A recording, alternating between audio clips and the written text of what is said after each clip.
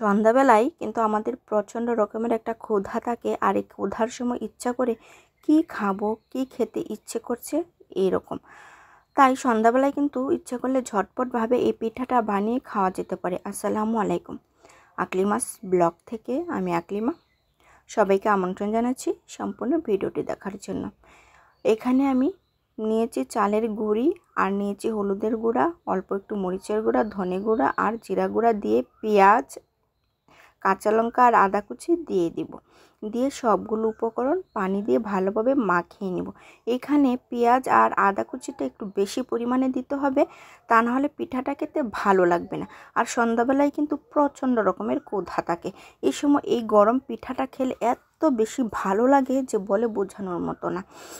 এই পিঠাটাকে আমরা নেত্রকোনায় আমরা করকরে পিঠা বলে থাকি। এখানে সবগুলো উপকরণ ভালোভাবে মাখিয়ে একটা খামি বানিয়ে নিয়েছি। এখন ছোট ছোট করে শেপ দিয়ে দেব। এই পিঠাটা মূলত লম্বা লম্বি করেই বানাতে হয়। আর এই কটকটে পিঠা আমাদের এলাকায় আমরা কটকটে পিঠা বলি। এই পিঠাটা মুচমুচে করে ভাজলে একদম শক্ত হয়ে যায়, আর একটু কম মুচমুচে ভাজলে নরম থাকে। অনেকেই মুচমুচেটা পছন্দ করেন, শক্ত যেটা কটকট করে খেতে পছন্দ করেন, আর অনেকে একটু নরমটা খেতে পছন্দ করেন। আমি দুই রকমভাবেই ভেজে থাকি। যারা শক্তটা খেতে পছন্দ করেন তারা শক্ত পিঠা খাবেন, আর যারা একটু নরম খেতে পছন্দ করেন তারা একটু নরম পিঠাটা খাবেন।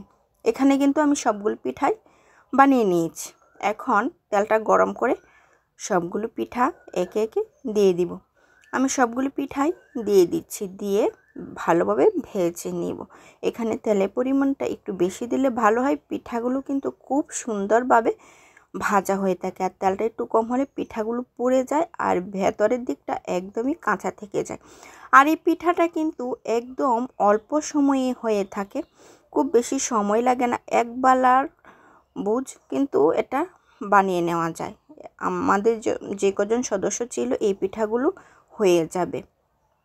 আর সন্ধ্যাবেলা এই পিঠাটা হলে সবাই কিন্তু খুব মজা করে এই পিঠাটা খেয়ে ফেলে।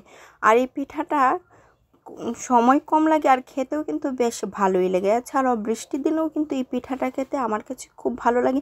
যখন বৃষ্টির সময় কাটে না, তখন কিন্তু এই পিঠাটা বানিয়ে খেলে খুব ভালো লাগে, সময়টাও কেটে যায়। আর বৃষ্টির সাথে এই পিঠাটার একটা দারুণ সম্পর্ক রয়েছে। যাই হোক, এখানে কিন্তু পিঠাগুলো প্রায় ভাজা হয়ে গেছে।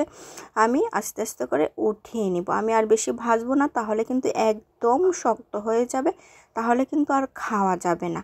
এই অবস্থায় আমি নামিয়ে নিচ্ছি। আর এটাই কিন্তু একদম পারফেক্ট হয়েছে। ভাজাটা খেতেও কিন্তু বেশ ভালোই লেগেছিল। আলহামদুলিল্লাহ, পিঠাগুলো দেখতে যেমন সুন্দর হয়েছে, খেতেও কিন্তু বেশ ভালো লেগেছে, আর সবাই খুব মজা করেই খেয়েছে। আজ এ পর্যন্তই। সবাই ভালো থাকবেন, সুস্থ থাকবেন। আল্লাহ হাফেজ।